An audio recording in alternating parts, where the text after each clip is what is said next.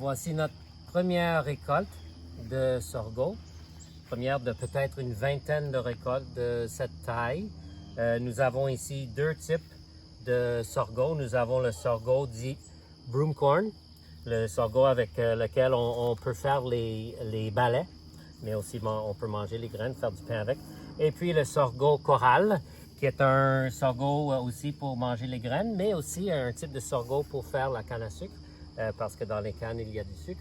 On a un troisième type aussi que je n'ai pas encore commencé de récolter. Alors voilà, c'est, comme j'ai dit, une première récolte de sorgho. Alors voici notre sorgho canne à sucre. L'autre jour, je vous ai montré les deux autres types de sorgho que nous avons. Et ça, c'est notre sorgho canne à sucre. Ça commence à être mûr. La majorité de notre sorgho, c'est dans notre jardin principal, l'autre côté de la maison. Mais ici, c'est beaucoup plus humide, alors ça a mûri plus rapidement.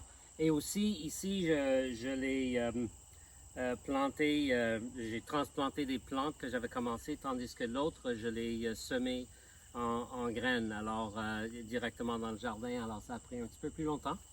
Mais voici, alors je vais vous montrer qu'est-ce que ça donne.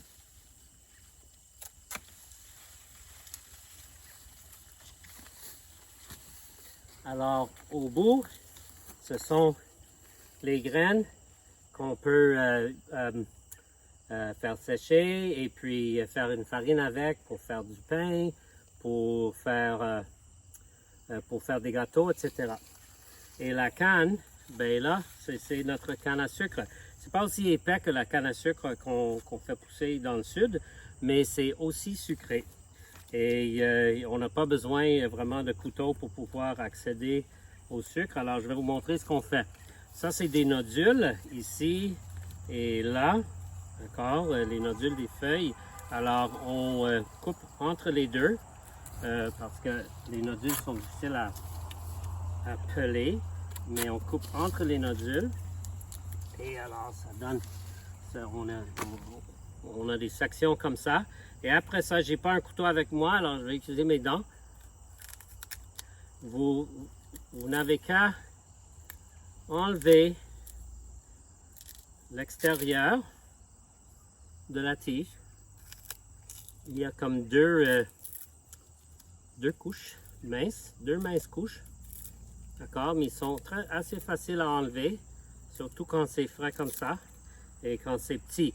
Les tiges les plus minces sont les plus sucrées. Les tiges les plus épaisses sont un petit peu moins sucrées.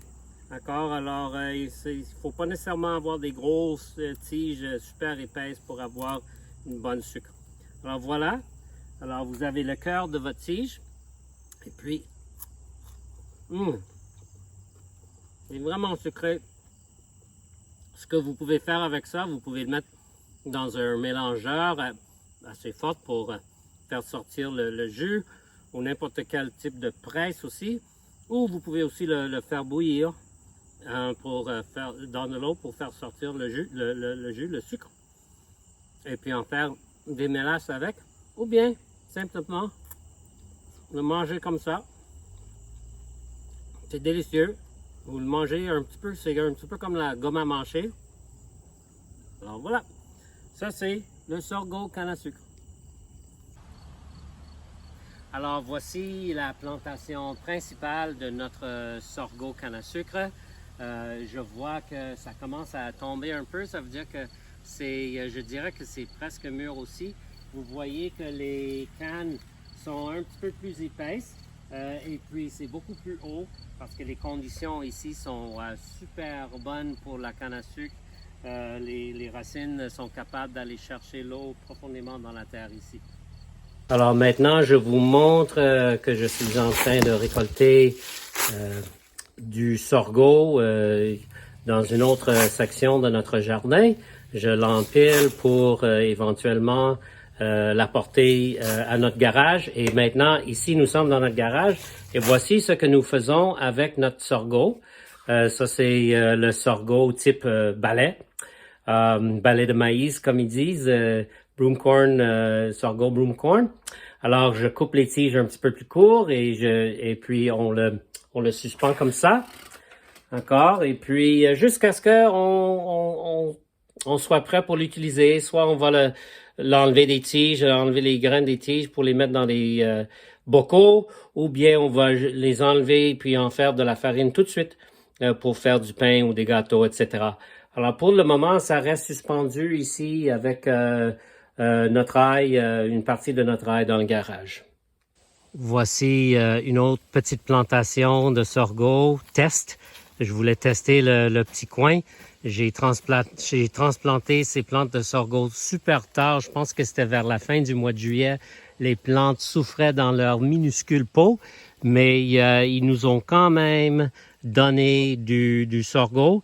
Et c'est du sorgho canne à sucre, alors ils vont quand même nous donner de la canne à sucre en plus. Alors, je sais que je peux planter du sorgho ici.